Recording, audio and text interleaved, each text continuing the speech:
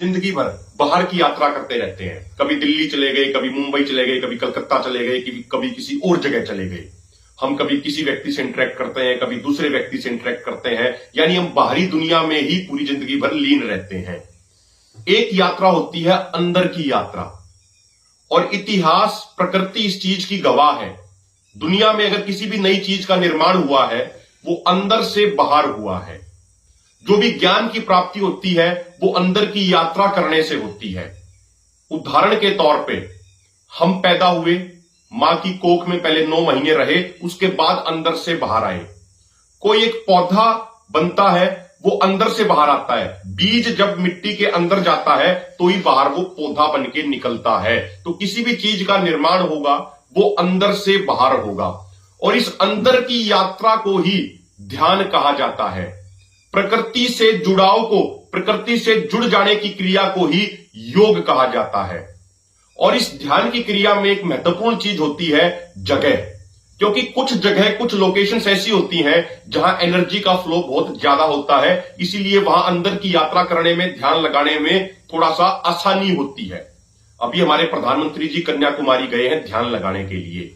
वो वहां पे अंदर की यात्रा करने के लिए गए हैं। अंदर की यात्रा अक्सर एकांत में होती है, लेकिन प्रधानमंत्री जी के चारों तरफ कैमरे ही कैमरे मौजूद हैं। उनके चारों तरफ 3000 से अधिक सुरक्षा कर्मी मौजूद हैं, और वो ध्यान लगा रहे हैं। तो आसपास के समुद्र में मछुआरों के मछली पकड़ने पे भी रोक लगा दी है, पर्यटकों के वहां घूमने पर रोक लगा दी है।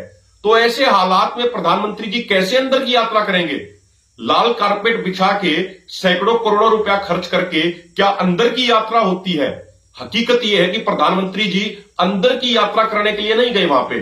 प्रधानमंत्री जी कुर्सी की यात्रा पूरी करने के लिए, प्रोपोगेंडा और प्रचार करने के लिए वहां पे गए हैं।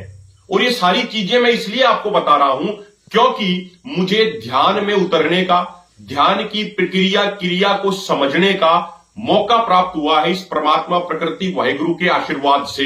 इसलिए मैं आप सबसे ये जरूर कहूंगा इस अवसर पे कि आप भी ध्यान जरूर कीजिए, आप भी अपने अंदर की यात्रा में उतरिए, क्योंकि साइंस भी इस चीज की गवाह है।